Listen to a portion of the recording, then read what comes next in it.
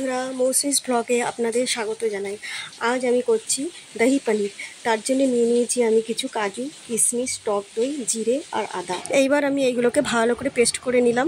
তারপর পনিরটাকে আমি কিউব আকারে টুকরো টুকরো করে কেটে নিলাম। তার মধ্যে অল্প নুন মাখিয়ে রেখে দিলাম। তারপর কড়াইয়ে আমি সাদা তেল দিলাম। সাদা তেলটা যেই গরম হলো, পনিরগুলো একে একে ছেড়ে দিলাম। হালকা ভেজে তুলে নিলাম, যাতে লাল না হয় খেয়াল রাখতে হবে। পনিরগুলো আমি তুলে নিলাম। এবার আমি ওই তেলের মধ্যেই দিয়ে দিলাম জিরা আর আদার পেস্টটা। একটু হালকা নাড়াচাড়া করে নিলাম যাতে লাল না হয়।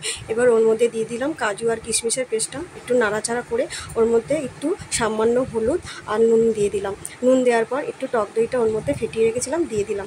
ভালো করে নাড়াচাড়া করে এবার আমি ওর মধ্যে পনিরগুলো দিয়ে নাড়াচাড়া করে ঢাকা দিয়ে দিলাম। কিছুক্ষণ পর আলগা করে জল গরম করে রেখেছিলাম, জলটা ওর মধ্যে দিয়ে নাড়াচাড়া করে আবার ঢেকে দিলাম।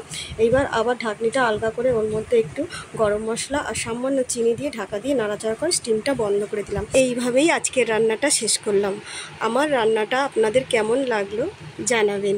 যদি ভালো লাগে তাহলে লাইক, কমেন্ট, শেয়ার আর সাবস্ক্রাইব করে দেবেন।